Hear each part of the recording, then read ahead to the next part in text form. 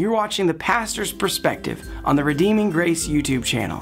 Thanks for tuning in. The Pastor's Perspective is a weekly video series where you can gain biblical insight from what Pastor Mike has to say on a variety of topics. We'll discuss things from theology, spanning all the way across to politics and even social issues. This is a great time for you to kind of dial in your biblical thinking and how it applies to life and godliness. We're glad you're here. We hope you continue to watch week after week as we continue to post videos.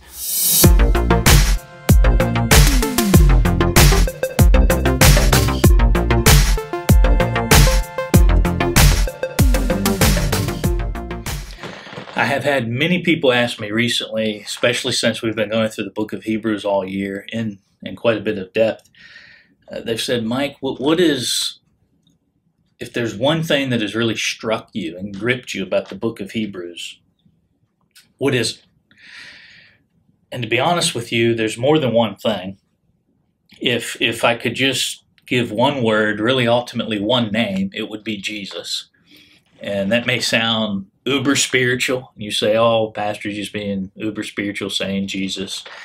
But in all honesty, the whole book of Hebrews just points to Jesus. It emphasizes Jesus. It puts Jesus on the pedestal that he alone deserves. It shows Jesus as the high priest. It shows Jesus as far superior to anything and everything in life. And so with that in mind, if you were to ask me what's kind of the one phrase in the book of Hebrews that really grips me, I mean, we see the word better a lot, which speaks of Christ's superior. We see the word eternal a lot. If there were one phrase that really grips me in the book of Hebrews, I would say it's once for all. Over and over again, the author of Hebrews highlights Christ and what Christ has done and his sacrifice on the cross. And he says, once for all. Once for all. Why does he keep doing that? Well, because to the Jewish mind, the idea that there could be one sacrifice and that would redeem them for all eternity was just an unbelievable thought, especially to a people who were used to making so many sacrifices and taking animals to the priest and at the temple. And remember, the temple was still standing when this book was written, and these believers lived in close proximity to Jerusalem, to whom the book of Hebrews is written. So all of this is happening. So this idea that it's once for all, that Christ's sacrifice is once for all, is just amazing. That there could be any once-for-all sacrifice. And so over and over again, we see that emphasized in the book. Now, to Gentiles, we still should get excited about the once-for-all phrase. But daily, I'm not sure that it impacts us the same way that it would impact a people group who were used to taking animals and actually having animal sacrifices.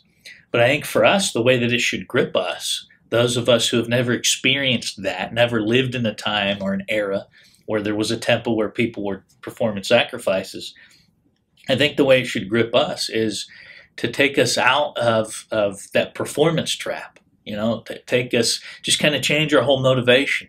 Yes, we should give of our time and resources to the church, ultimately to the Lord, because he is the head of the church, okay? We should... We certainly should pray. We certainly should serve in the church and look for ways to serve others outside of the church as well. We should do that. We should look for those opportunities. But the motivation of our heart to do that should not be so that God will love us more. The motivation should certainly be to please God and to be obedient to God. And in our obedience, he is pleased and we're filled with joy. We enjoy our salvation when we are obedient. But the motivation for doing all of these things, and even more than the things I mentioned, the motivation shouldn't be to somehow win what we already have, to somehow win favor with God, to somehow get him to love us more.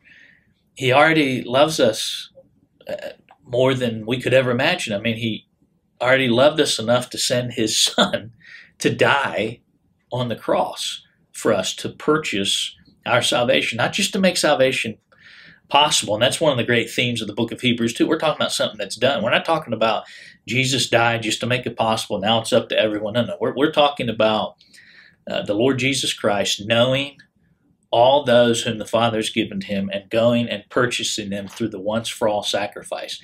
That is one of the key messages of the book of Hebrews. And so that impacts me greatly, should impact us all, and I trust that it does.